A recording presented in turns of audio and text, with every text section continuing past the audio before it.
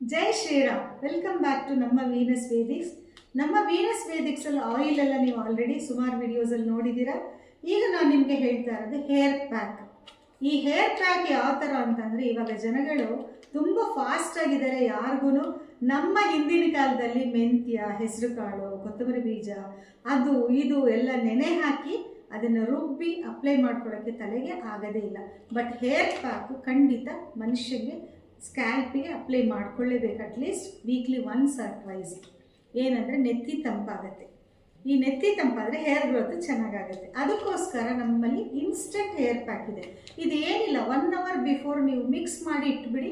ಆಮೇಲೆ ಯಾವುದರಲ್ಲಿ ಅಂದರೆ ಮೊಸರಲ್ಲಿ, ಇಲ್ಲ ಎಳ್ನೀರಲ್ಲಿ, ಇಲ್ಲ ಅಕ್ಕಿ ತೊಳೆದಿದ್ದ ನೀರಲ್ಲಿ, ಇಲ್ಲ ಅನ್ನ ಬಸಿದ ಗಂಜಿನಲ್ಲಿ, ಯಾವುದ್ರಲ್ಲಾದ್ರೂ ಈ ಹೇರ್ ಪ್ಯಾಕ್ನ ಮಿಕ್ಸ್ ಮಾಡಿ 1/2 hour ಇಟ್ಬಿಡಿ. ಇದರಲ್ಲಿರೋ ಇಂಗ್ರೀಡಿಯೆಂಟ್ಸ್ ಎಲ್ಲ ನೀವು ಹಾಕಿರೋ ನೀರೆಲ್ಲ ಎಳ್ಕೊಂಡ್ಬಿಟ್ಟು ಗಟ್ಟಿಯಾಗುತ್ತೆ.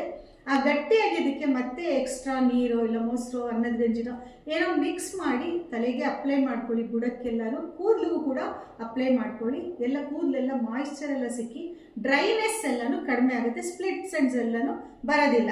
ಆಮೇಲೆ 1/2 hour to 45 minutes ಬಿಟ್ಟು ವಾಶ್ ಮಾಡಿ ಅಷ್ಟೇ.